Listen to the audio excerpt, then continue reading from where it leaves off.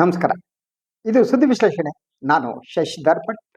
ಇದು ನನ್ನ ಡಿಜಿಟಲ್ ವಾಹಿನಿ ಸುದ್ದಿ ಟಿವಿ. ದೆಹಲಿಯ ಬ್ರೇಕಿಂಗ್ ನ್ಯೂಸ್. ಸಚಿವ ಸಂಪುಟ ವಿಸ್ತರಣೆಗೆ ಸಂಬಂಧಪಟ್ಟಿದ್ದು ರಾಜ್ಯದ ಹಲವು ಶಾಸಕರ ಆಸೆಗೆ ರಾಹುಲ್ ಗಾಂಧಿ ತಣ್ಣೀರು ಎರಚಿದ್ದಾರೆ.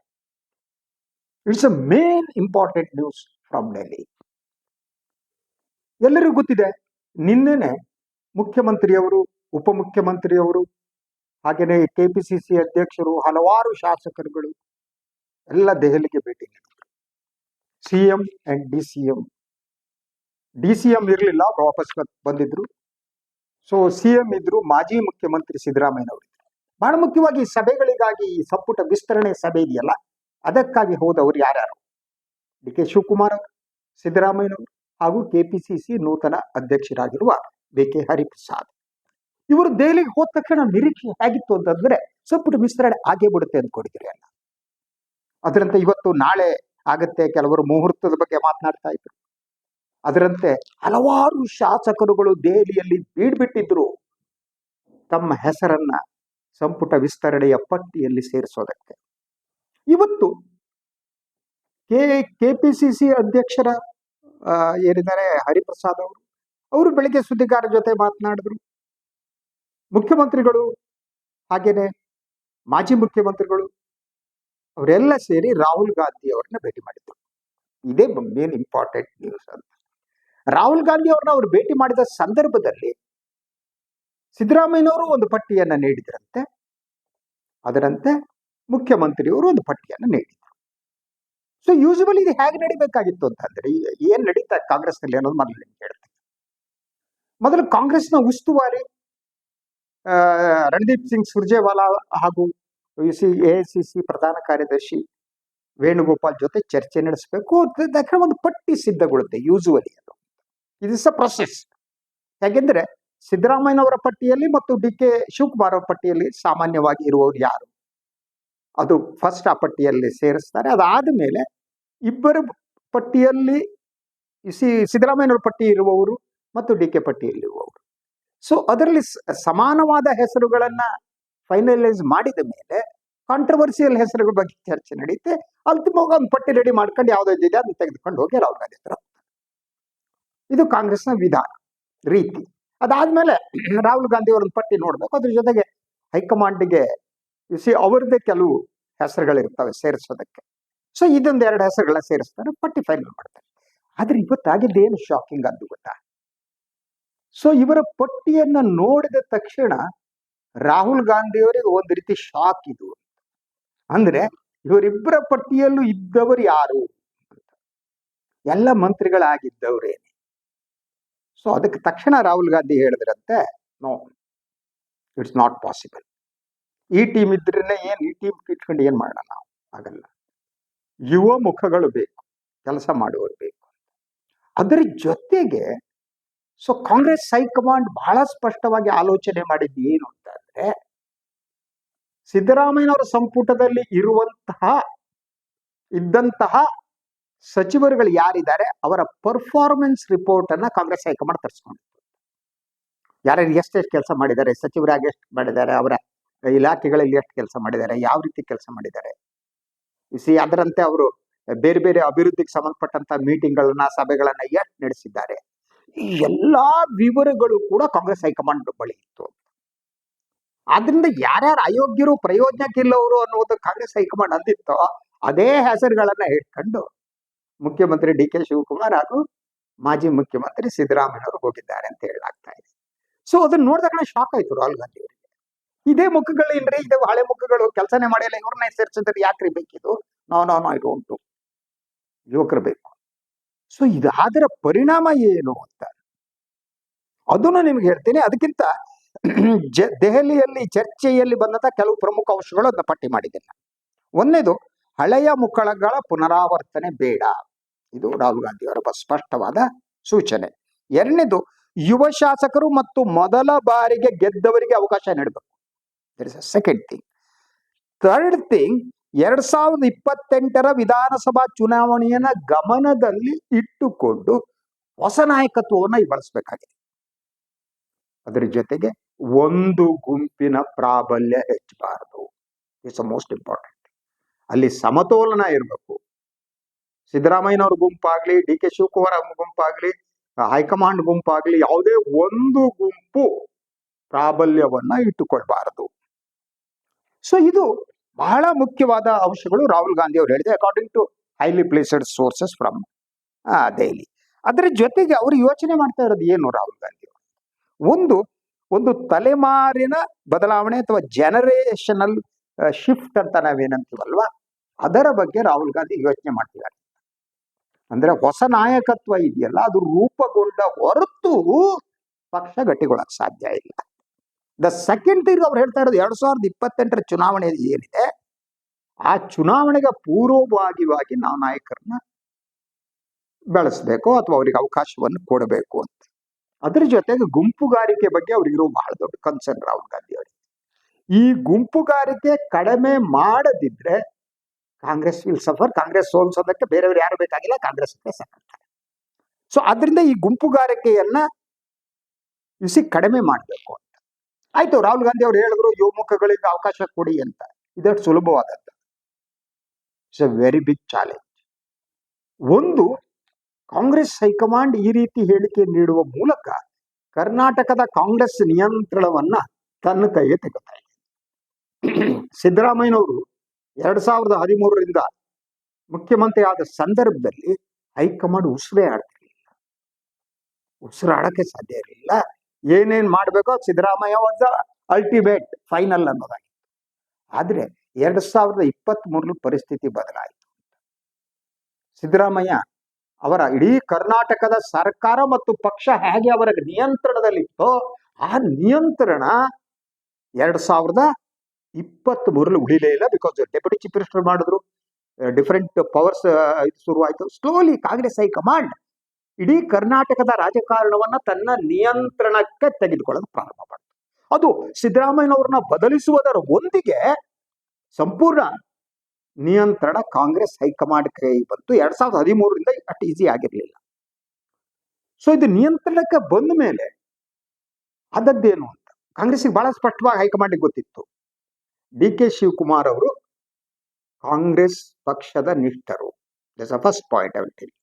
Second thing, D K Shivakumar ಯಾವತ್ತೂ ಕೂಡ ಕಾಂಗ್ರೆಸ್ ಹೈಕಮಾಂಡ್ ಸೂಚನೆಯನ್ನು ಉಲ್ಲಂಘಿಸುವವರಲ್ಲ.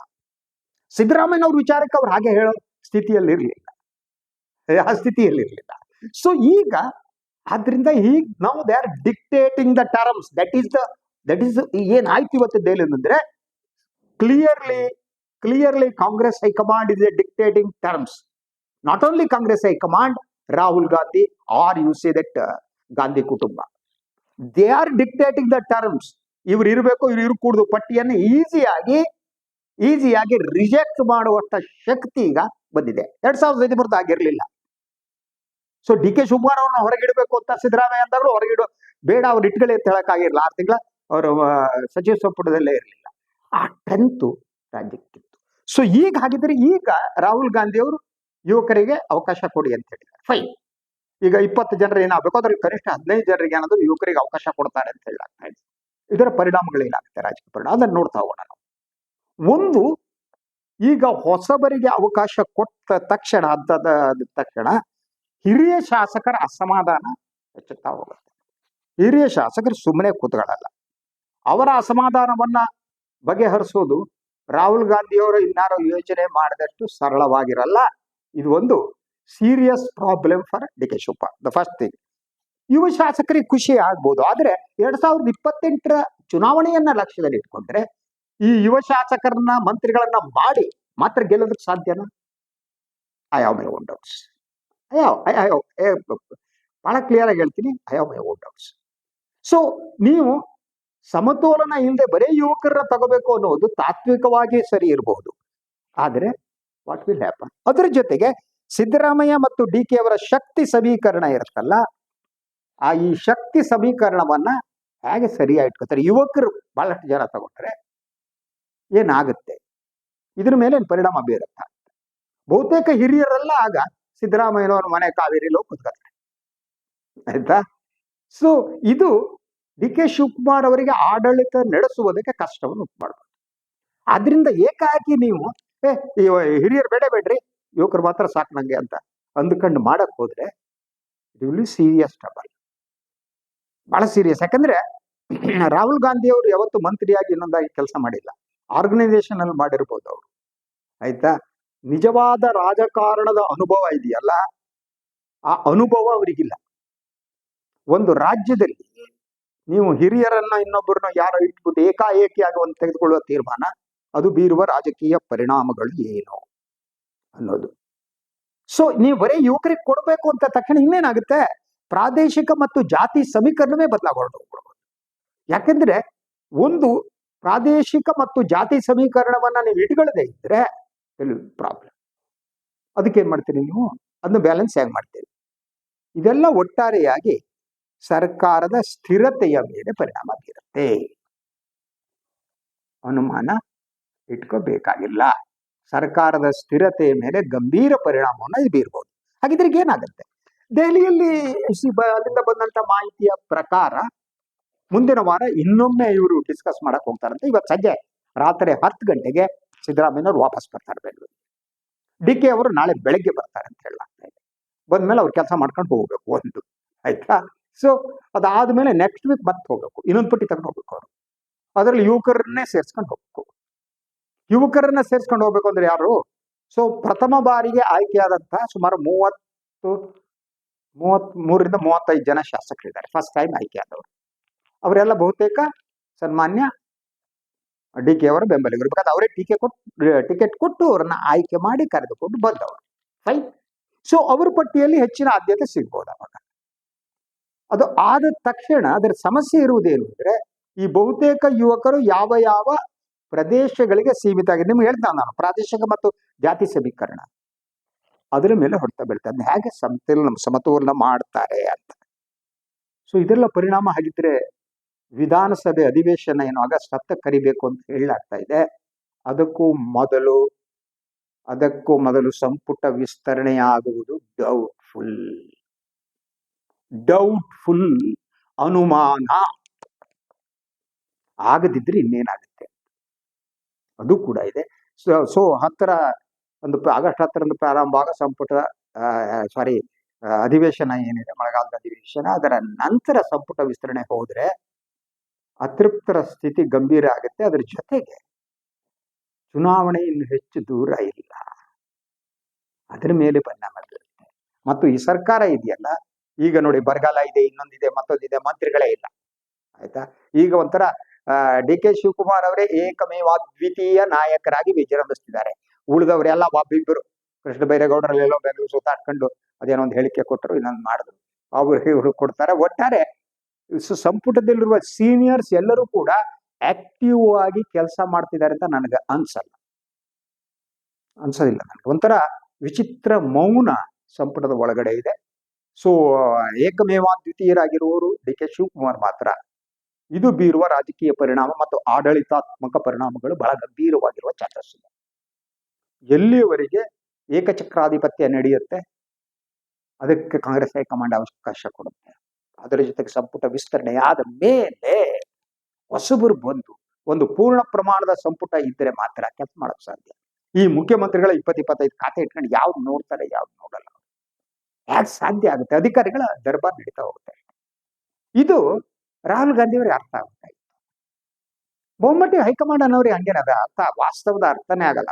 ಅವ್ರದೇ ಆದ ರಾಜಕೀಯ ಲೆಕ್ಕಾಚಾರಗಳ ನಡುವೆ ಅವರು ಇರ್ತಾರೆ. ಸೊ ಇಲ್ಲಿ ಆಗ್ತಾ ಇರೋದು. ಸೊ ಆದ್ರಿಂದ ಅದರ ಜೊತೆಗೆ ಈಗಾಗಲೇ ದೆಹಲಿಗೆ ಹೋದಂತ ಶಾಸಕರು ಪಾಪ ದುಡ್ಡು ಖರ್ಚು ಮಾಡ್ಕೊಂಡು, ದುಡ್ಡೇನ್ ಪ್ರಾಬ್ಲಮ್ ಅಲ್ಲ ಅವರಿಗೆ, ಆರಾಮಾಗಿ ವಿಮಾನ ಹತ್ಕೊಂಡು ಹೋಗಿ ಅಲ್ಲೆಲ್ಲ ಉಳ್ಕೊಂಡು ಯಾರ ಮತ್ತೆ ಒತ್ತಡ ಹಾಕ್ಬಿಟ್ಟು ವಾಪಸ್ ಬರ್ಬೇಕು. ಈಗ ಮುಂದಿನ ವಾರ ಮತ್ತೆ ಹೋಗ್ಬೇಕು ಈ ಲಾಬಿ ಮಾಡೋದಕ್ಕೆ. ಅದ ನಂತರ ಸಂಪುಟ ವಿಸ್ತರಣೆ ನಂತರ ಅಂತಂದ್ರೆ ಇದರ ನಂತರ ಏನು ಮಳೆಗಾಲದ ಅಧಿವೇಶನ ನಂತರ ಅಂದ್ರೆ ಅಸೆಂಬ್ಲಿಯಲ್ಲಿ ಅಪೋಸಿಷನ್ ಎದುರಿಸೋದೇ ಕಷ್ಟ. ಉತ್ತರ ಕೊಡೋರು ಯಾರು? ಮೆಕ್ಯಾನಿಕಲ್ ಆಗಿ ನಡಿಬೇಕಷ್ಟೇ. ಆ ಖಾತೆಗೆ ಮಂತ್ರಿಗಳೇ ಇಲ್ಲ ಅಂದ್ರೆ ಎಲ್ಲದಕ್ಕೂ ಮುಖ್ಯಮಂತ್ರಿಗಳು ಕೊಡ್ಬೇಕು, ಅಥವಾ ಇನ್ಯಾರೋ ಒಬ್ಬರು ಕೂತ್ಕೊಂಡು ಉತ್ತರ ಕೊಡ್ತಾ ಹೋಗ್ಬೇಕು. ಅವ್ರಿಗೆ ಆ ಖಾತೆ ಗೊತ್ತಿರಲ್ಲ, ಅಧಿಕಾರಿಗಳು ಏನ್ ಕೊಟ್ಟಿದ್ದಾರೆ ಅಂತ ಹೇಳ್ತಾ ಹೋಗ್ಬೇಕು. ಅಲ್ಟಿಮೇಟ್ಲಿ ಅಡ್ಮಿನಿಸ್ಟ್ರೇಟಿವ್ ಏನಿದೆ ಕೊಲ್ಯಾಪ್ಸ್ ಆಗ್ತಾ ಹೋಗ್ಬಿಡುತ್ತೆ. So that is the situation. ನಾವು ಇವತ್ತಿನ ಈ ಹೊತ್ತಿನ ಬ್ರೇಕಿಂಗ್ ನ್ಯೂಸ್ ಅನ್ನ ತಮ್ಮ ತಲುಪಿಸಿದ್ದೀನಿ, ಅದನ್ನ ವಿಶ್ಲೇಷಣೆ ಮಾಡಿ. Let's wait and see. ಮತ್ತೇನಾಗುತ್ತೆ ನೋಡೋಣ. ಇದು ಇವತ್ತಿನ ಸುದ್ದಿ ವಿಶ್ಲೇಷಣೆ. ನನ್ನ ವಾಹಿನಿಯನ್ನು ಲೈಕ್ ಮಾಡಿ, ಸಬ್ಸ್ಕ್ರೈಬ್ ಮಾಡಿ, ಬೆಲ್ ಐಕಾನ್ ಪ್ರೆಸ್ ಮಾಡೋದಕ್ಕೆ ಬರಬೇಡಿ. ಹಾಗೇನೆ ಸಾಧ್ಯ ಆದರೆ ಸಹಾಯ ಮಾಡಿ, ಸ್ವತಂತ್ರ ಪತ್ರಿಕಾ ಹುದ್ದೆಯನ್ನು ಉಳಿಸಿ, ನನ್ನನ್ನು ಬೆಂಬಲಿಸಿ. ನಮಸ್ಕಾರ.